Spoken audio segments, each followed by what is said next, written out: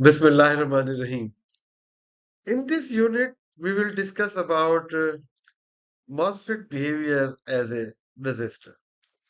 The MOSFET's ability to act as a switch in the linear region where it behaves like a resistor is very crucial for many electronic applications, both in digital side as well as analog circuits.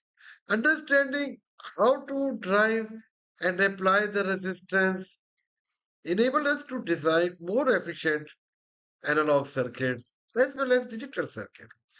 As discussed above, in many applications, MOSFET is simply used as switch, and its voltage VDS should be very small in order to behave MOSFET as a linear resistor. The MOSFET is then operating in linear region if VDS is small, then it is also called ohmic region. And in this region, the MOSFET transistor is is very small resistance and very small power dissipation is observed. And it provides a very linear voltage current characteristic. Important thing is note that resistance is not fixed. For in this because it is direct function of the VGS. In the graph, you will see that different VGS curves, then different R resistance will be offered by the same MOSFET. So it is a direct function of the VGS. And VT more or less constant, we assume it is a constant, although minor variation is observed. So that's why you will see that VTS, basically this resistance is a direct function of the VGS. And in ohmic region, the channel has relatively same conductivity at both sides. The conductivity depends on the length and width of the channel. So we can say that we can assume that the channel has more or less same resistance with respect to source side as well as drain size in order to observe the ohmic behavior of the MOSFET. If we zooming into the corner for very small values of VDS, which can be observed by the red arrow, then we will find that the IDS VDS curve is very linear for this region. You will see that this region here.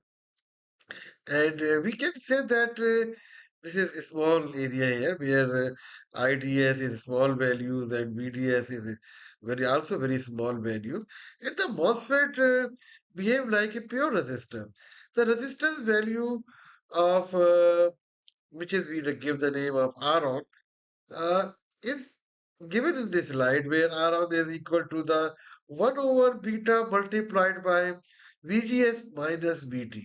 Here, VGS minus VT is very common terminology, and you will see this terminology, this factor, in many different way for the modeling and simulation of the MOSFET. In some textbook, give the name as a override voltage, and we also use some places as override voltage. And here, beta is a some simple proportionality factor. And important thing is that beta is equal to the Kp multiplied by W over L. And in addition to the dimension of W over L, technological parameter Kp is very important. And this parameter characterizes certain properties of the CMOS technology. And we will explain in some later slides in more detail about the Kp.